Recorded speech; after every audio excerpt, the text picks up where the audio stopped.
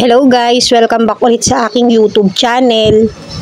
For today's tutorial nga po pala, pag-usapan natin ang tungkol sa topic na VPN.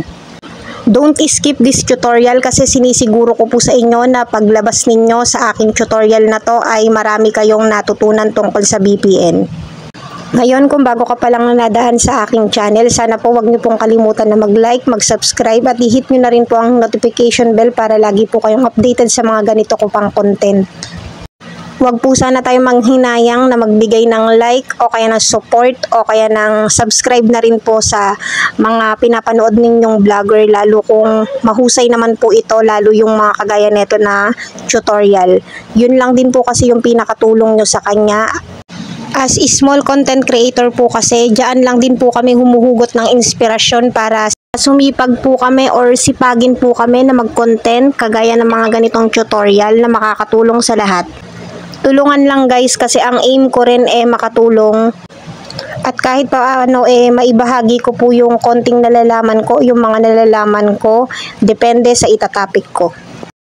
Huwag nyo pong skipan ang video tutorial na to kasi po kahit hindi po kayo vlogger or lalong-lalo na kung vlogger ka, napakalaking tulong sa iyo ng tutorial na to. Ano nga ba ang VPN or what is VPN?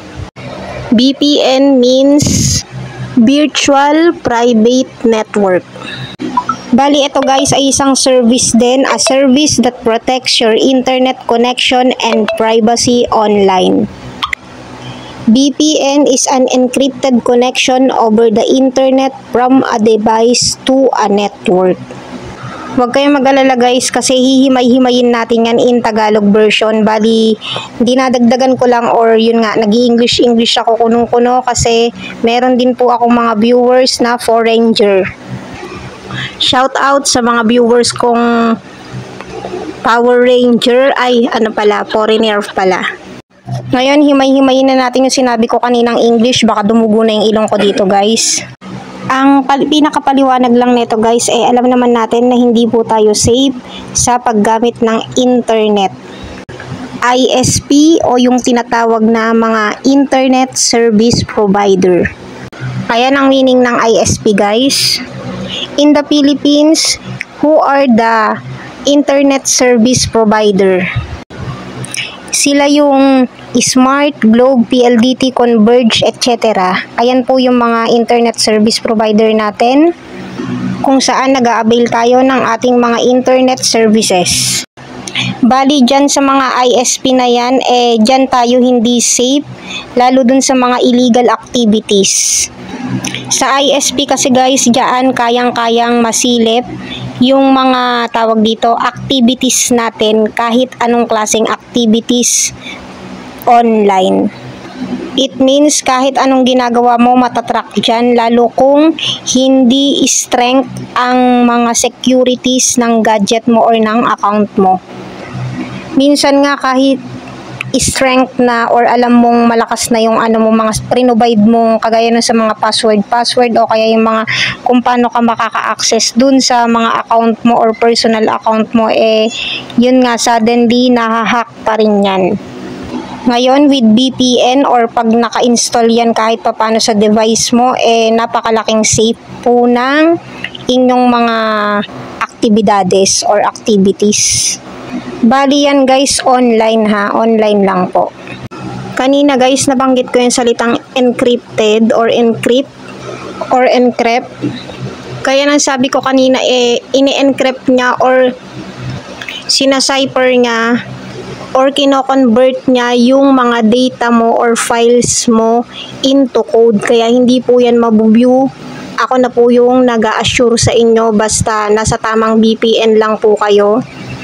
Safe ang mga activities natin online kasi bali si VPN ang papagitna or haharang between ISP at sa device natin para yun nga, hindi makuha yung mga ginagawa mo or yung mga files mo sa device mo.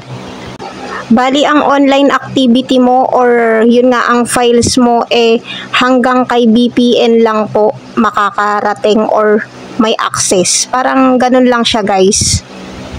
Kaya kung matapos mo tong tutorial na to at maengganyo kita na mag-VPN, nasa sa inyo po yan. Pero ako ay hindi po ako magre-rekomenda sa ngayon ng VPN.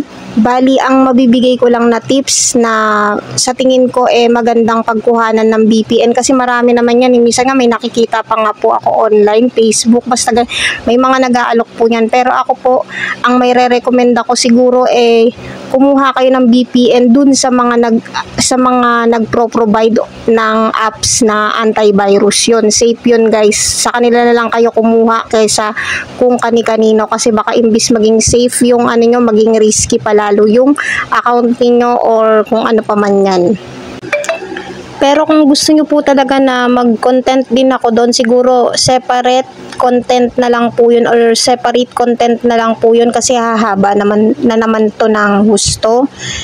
Ihiwalay ko na lang po yun ng tutorial or yun nga, magre-recommenda ako kung sakali. Bali, yung content na yun kung sakali hindi po yun sponsored kasi kumbaga kalimitan naman ng tutorial ko yung mga ginagamit ko talaga or nasubukan ko na or yun nga, activities in life ko po siya. Ngayon, himay-himayin na natin yung iba pang pwedeng gawin with VPN. Kung tutuusin, napakadami pong gamit nito or useful to basta marunong kang gumamit ng VPN. Unang-unang pakinabang ng merong VPN ang gadget mo or device mo, iwas hack or iwas na rin tayo sa hacker, especially dun sa mga account natin na pang personal. Eto, sure na safe yung activities mo, tapos yung mga files mo. Yung files na sinasabi ko guys, even yung sa gallery natin, safe po yan dito sa VPN pag may VPN ka.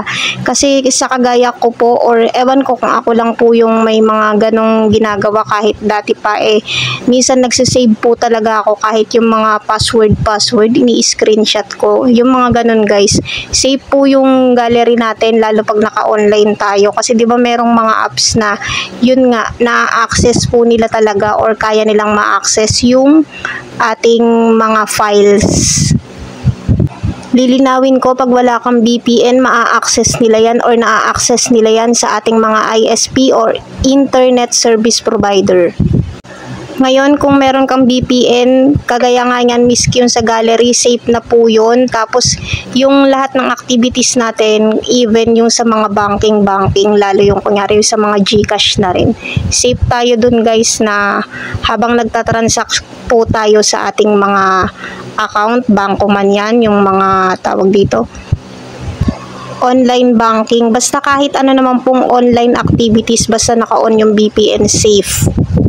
Ang sumunod na benefits pag meron kang VPN, yun nga, para ma-secure po natin yung malakas na internet connection pag naka-on po ito.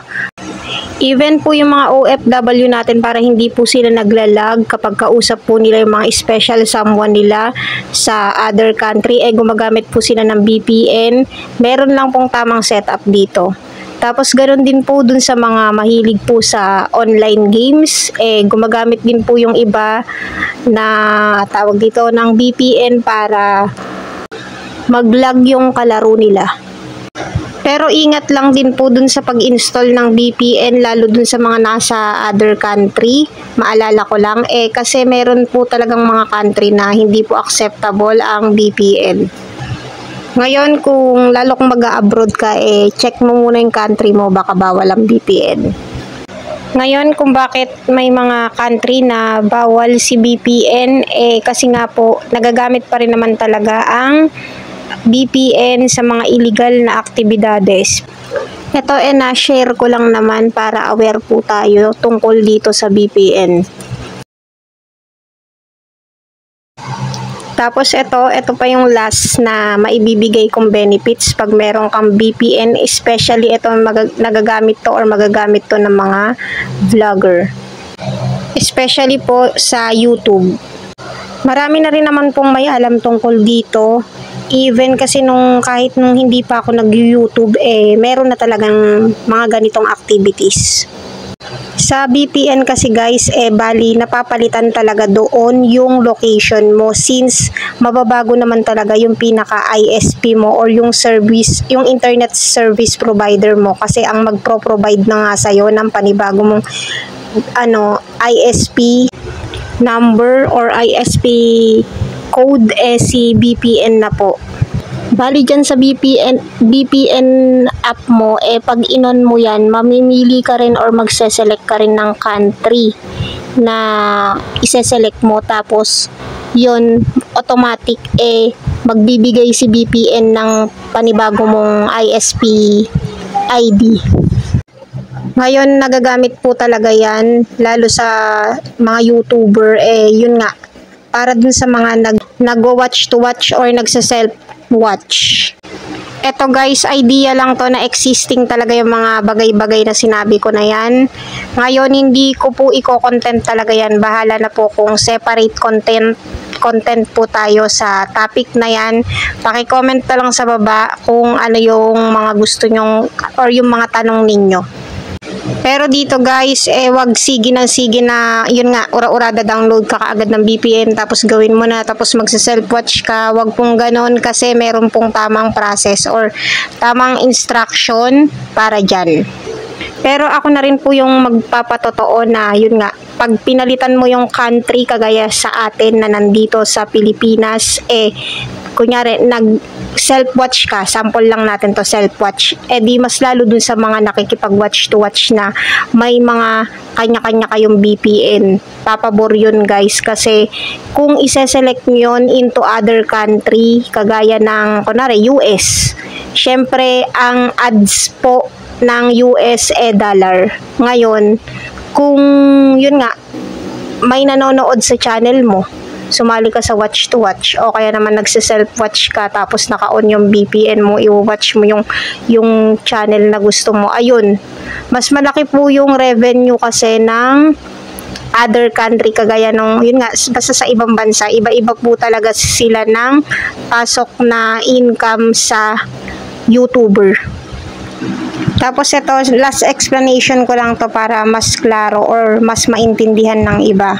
Kunyari ako, isi-self-watch ko yung etong Miss Pau Asuncion personal vlog. Gagamitin ko yung account ng, kunwari, ng asawa ko na merong VPN na naka-subscription mode or may binabayaran yun na yearly. So, legit talaga yon guys. Tapos, ang gagawin ko lang pag inon ko yon or i-connect ko yon, pero kailangan nakabukas pa rin yung internet nyo, yung kagaya nung sa wifi, kasi ang haharangan nyo lang naman doon, yun nga, mapapalitan yung pinaka ISP ID ninyo doon pag inon nyo yung VPN ninyo. Ngayon, yun nga, pag pinalitan nyo yung country, kunyari, isinelect nyo is France, tapos yun na, nag-connected na yan, tapos nanood na kayo gamit yung YouTube ng asawa mo, pinanood mo yung YouTube mo. Ngayon, ang papasok na advertiser sa'yo, syempre salitang France din. Ngayon, ang papasok doon na revenue sa inyo is yung currency na naka-ano doon sa, yun nga, sa France. Parang ganun lang po yung logic nun. Kaya masasabi ko na talagang, yun nga, tataas din po yung revenue kapag ginamit nyo po yung tricks na yan. Pero, dapat po tama po yung paggamit or tama po yung paraan. Ngayon, dun sa mga content creator, especially sa YouTube, lalo kung hindi mo pa to alam guys, wag nyo po to agad-agad na gagawin. Big no po yun. Kasi may tamang instruction po para doon para hindi magkamali. Kasi baka mamaya, ang matake risk pa dyan yung YouTube channel ninyo. Kaya yun lang. Ito, shinare ko na meron talagang hacks or tricks na ganito. Ngayon, kung nagustuhan ninyo ang video content na ito, at alam nyo na kung saan nyo gagamitin ang VPN base sa pagkaka-explain ko, pwera na lang dito sa last part na to guys kasi yun nga, pwede namang separate tutorial na lang or content kasi nga, yun nga, lalong hahaba po ito. Ngayon, ito pinaka basic guide po to para sa VPN. Ito pangkalahatan para, yun nga, kahit hindi ka naman vlogger, talaga namang kapaki-pakinabang tong VPN guys.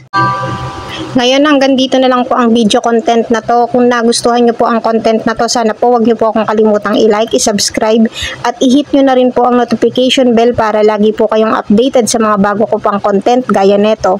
Thank you and God bless. Bye!